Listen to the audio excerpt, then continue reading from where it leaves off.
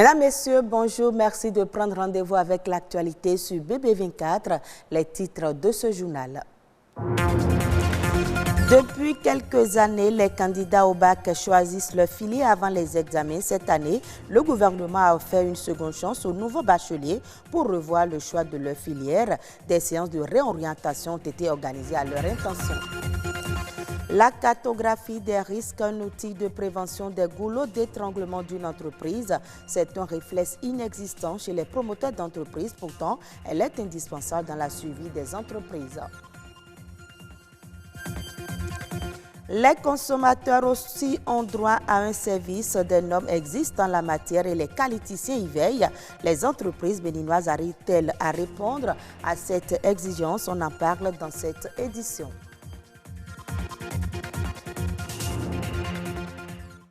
Les réformes dans le système éducatif au Bénin portent ses fruits. Les nouveaux bacheliers ont désormais la possibilité de revoir la filière qu'ils avaient choisie avant le baccalauréat. Le CEGE Saint-Rita a servi de cadre à l'orientation des nouveaux bacheliers des départements de l'Atlantique et du littoral. Plus de détails avec Lazare Binga. C'est une foule impressionnante qui a pris d'assaut très tôt ce matin le collège d'enseignement général Saint-Rita. Ici, il ne s'agit pas de la proclamation des résultats du bac, mais le choix définitif des filières. Ici à Saint-Rita, précisément, et pour faire le changement des filières, on va confirmer ça. Parce qu'on a déjà fait ça depuis les classes, donc nous sommes là pour changer ça, plus pour confirmer. On est un peu distrait parce que ils ont mélangé l'Atlantique plus littoral ensemble, il fallait mettre les deux. Par exemple, nous, on a quitté Calavi, il fallait le mettre au sujet d'abord Calavi là, c'est mieux, mais bon, c'est pas mal. C'est pour ceux qui ont eu nouvellement le bac. Genre, on est venu pour confirmer les filières qu'on a choisies ou modifier si on ne veut plus faire ce qu'on avait choisi. Venus du littoral et de l'Atlantique, ces étudiants sont astreints à s'inscrire dans ce seul centre retenu pour des séances de réorientation des nouveaux bacheliers. Objectif, leur permettre d'opérer un bon choix. J'avais choisi en premier lieu gestion financière comptable, en deuxième lieu gestion des banques et en troisième lieu l'administration des finances. Mais après mes débats avec mon père, je me suis rendu compte que les choix n'étaient pas vraiment ce qui me correspondait. Disons, après avoir composé, j'ai vu qu'en comptabilité, ce n'était pas encore ça. Donc je ne veux plus avoir comme premier choix la gestion financière comptable et je veux modifier. Maintenant, je compte choisir en premier de l'administration des finances. Je compte faire la CBG, chimie, biologie, géologie. Ça me plaît, j'ai bien envie d'étudier la vie et l'homme, les êtres vivants et tout. L'opération a duré une semaine. Cette réforme, mise en place par le gouvernement béninois pour une première fois dans le secteur éducatif, va permettre aux futurs étudiants de revoir leur choix après le bac. Toutes nos tentatives pour avoir l'avis des responsables en charge de cette opération ont été vaines. Des entreprises naissent chaque jour et d'autres ferment très tôt leurs portes. L'une des raisons de ces fermetures brusques est le défaut de cartographie des risques, un véritable outil de prévention et de gestion des risques au travail. Que gagnent les entreprises à disposer d'une cartographie des risques? Gently Badadji est expert en management de la qualité. Il nous en parle au micro de Christian Devochi et Patrick Adjagbodjou.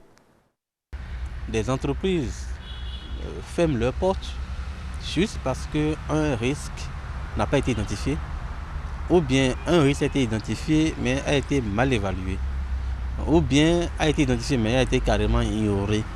Et quand ce risque survient, vraiment, les entreprises ont du mal à pouvoir gérer ce risque puisque rien n'a été prévu comme action de maîtrise de risque.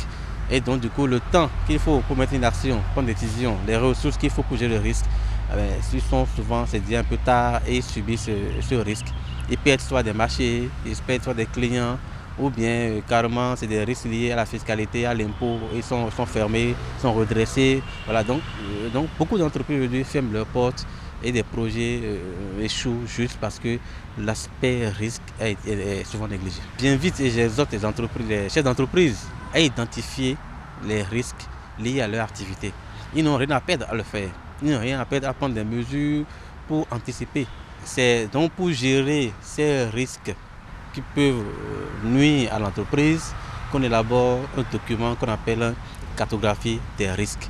Toute entreprise doit pouvoir détenir cet outil-là, ce document qu'on appelle cartographie des risques. La preuve, vous voyez, aujourd'hui toutes les normes de management ISO prioritairement, ISO 9001, 14001 pour l'environnement ou 45001 pour la santé, sécurité au travail, toutes ces normes-là exigent qu'une entreprise puisse identifier ses risques et puisse les maîtriser à travers le document qu'on appelle la cartographie des risques.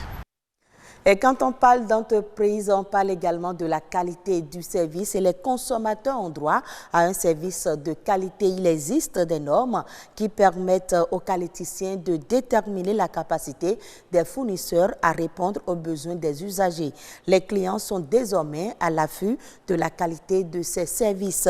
Les entreprises béninoises répondent-elles à ces nouvelles exigences?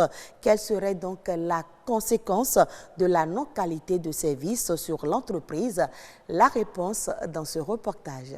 L'accueil, ce n'est pas ça. On te laisse, il y a des gens qui parlent plus même le portable, ils te laissent, ces gens, ils t'ignorent quoi, c'est comme tu n'existes pas. Des consommateurs de plus en plus exigeants. Voilà la réalité à prendre en compte aujourd'hui par les entreprises dans la fourniture des biens et services. La qualité des services devient alors un défi à relever à tout prix. Elle est désignée comme la capacité du fournisseur à répondre aux besoins et aux exigences du client. Quand elle arrive à faire défaut, la réaction du client est loin d'être tendre. Tu peux donner 500 maintenant en vouloir acheter quelque chose de 200, on te dit qu'il n'y a pas monnaie. Donc tu es obligé d'aller chercher toi-même. Ou soit tu abandonnes ce que tu veux acheter sur place. Des fois tu rentres dans une boutique et comment on appelle, les gens te regardent comme ça. Tu vas même crier des fois avant qu'il y a quelqu'un, il y a un client qui est là. La qualité d'un produit est un atout, mais elle ne suffit plus pour satisfaire le consommateur. Il faut l'accompagner d'une bonne qualité des services pour s'attirer la clientèle. Grâce à certaines normes, les entreprises peuvent tendre vers une nette amélioration de la qualité des services. Aujourd'hui, on peut compter jusqu'à 1 200 000 entreprises certifiées sur la norme ISO 9001 dans le monde. À part cette norme-là, qui est orientée management, satisfaction client, et que nous avons aussi une norme béninoise de la qualité de l'accueil, que j'appelle Kawero. C'est une norme qui a été mise en place par l'Agence nationale de la normalisation et le contrôle de la qualité, qui est une norme qui est en train d'être connue petit à petit. Ce n'est pas encore très connu, mais petit à petit, les entreprises sont en train de s'approprier de cette norme-là, qu'on appelle Kawero, qui est Made in Benin. Dans un contexte où l'offre dépasse la demande, améliorer la qualité des prestations des services constitue un défi majeur pour les entreprises. Si l'entreprise veut améliorer la qualité des services dans son entreprise, la décision lui revient. Il faudrait qu'il prenne la décision, la ferme décision de mettre en place un système de moyenne de la qualité, la démarche qualité au sein de son entreprise. Deuxième chose, c'est de former le personnel. Parce qu'il ne sert à rien d'avoir un personnel qui n'est pas informé aux notions minimales de la qualité. Selon les spécialistes, pour appréhender le degré de satisfaction du client, une entreprise doit avoir une boîte de suggestions ou un numéro client. C'est une arme de conquête de la confiance du consommateur. En Afrique de l'Ouest, la lutte contre la maladie virale du cacaoyer swollen shoot pourrait être une lutte de longue haleine. Judith Brown, virologue, estime qu'il faudrait attendre près de 15 ans pour réaliser de réels progrès dans la gestion de la maladie. Depuis 1936, l'affection progresse à grands pas dans la région qui fournit 75% de la récolte mondiale. Au Ghana, la virose a atteint des niveaux alarmants avec 16% des verges infectées. Des initiatives se multiplient pour essayer de juguler le phénomène. Pour sa part, le gouvernement ghanéen a annoncé en juillet dernier une collaboration avec le centre israélien Volcani sur les moyens de lutte contre la maladie. Lutte contre la criminalité transfrontalière, l'Office des Nations Unies contre la drogue et le crime évalue la coopération sous-régionale. Plusieurs actions ont été menées pour renforcer la lutte sur le terrain. Reportage. Dans la lutte contre le trafic de drogue et la criminalité transnationale, l'ONUDC promeut une approche globale et intégrée, une approche sous-tendue par l'échange de renseignements entre pays membres de la CEDEAO. Cette lutte doit être coordonnée.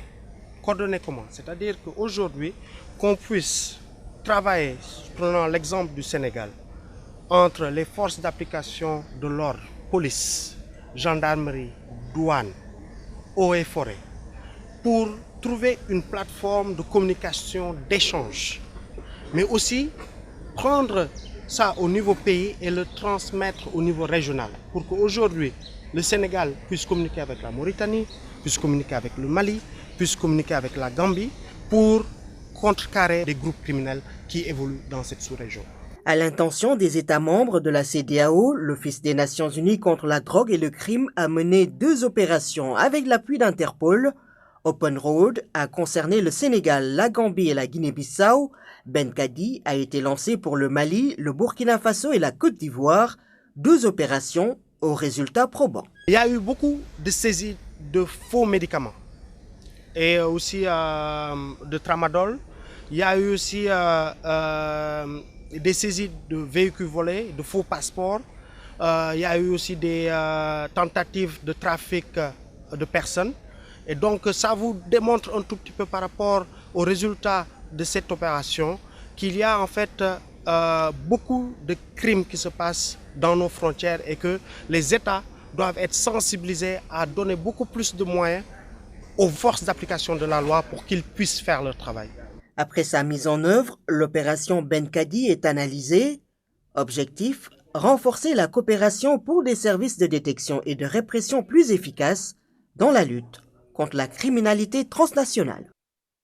Et ce sera tout pour ce journal. Je vous retrouve à 19h45 pour l'édition du soir.